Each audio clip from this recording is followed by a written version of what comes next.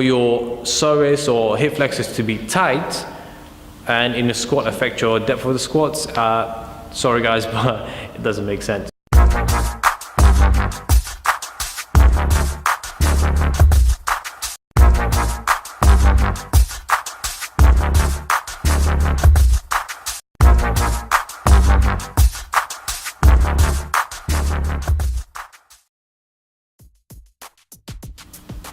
Hey guys, so we're back to W.I.T.S.A.Q. So why is this still a question? And the next one we're going to talk about today is hip flexors in the squat. So the most common one I get is, oh, my hip flexors is really tight, I need to stretch them out, that's why I can't squat deep. Probably really not. So one of the main reasons you probably can't deep squat is definitely not hip flexors. So hip flexors, what they do, they flex the hip or bring your hips forward and the chest. So when you look at where they start and where they go into, so they start on your, like deep in your spine, so psoas, and it goes all the way into your leg. So really they bring you forward. So when you think about when you squat, your hips are flexing already. So why would that affect it to squat deep, right? So when you think about it, so the psoas muscle and the hip flexors will bring you forward, and as you squat down, they shorten. So why the tightness of a hip flexor would affect your deep squat? So it doesn't really make sense.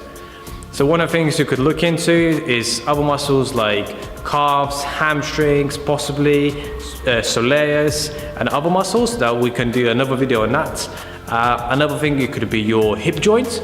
So if your socket is really tight and it's not shallow, you just won't be able to squat as low. We have to just change your stance really, because some people can squat narrow, some can squat really wide. So those are the things you should really look into, and just don't blame it on your hip flexors. And no, the tightness and the impingement could be felt at the front of the hip, and that's what people think, okay, so the hip flexors are in front of the hip, so that's definitely the hip flexor that, you know, we need to stretch, and we're going to stretch it, and it doesn't change anything. So really focus on other muscles such as gastroc and soleus, the hamstrings, keeping your chest up, so maybe your pectoral muscles, but definitely not the hip flexors. So one of the nice examples that you can do is to grab a TheraBand or any type of a band and attach it from your hip and into your thigh, and then try and do a squat and see what happens to that band. Does it stretch or does it shorten?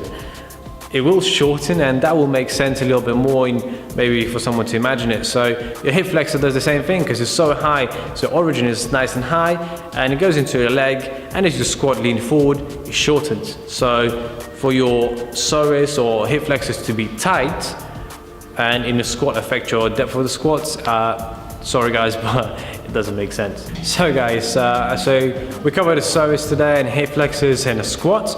If you've got any similar questions or heard them, pop them down below. I'm going to talk about it, and we'll get chat and make another video. So take care.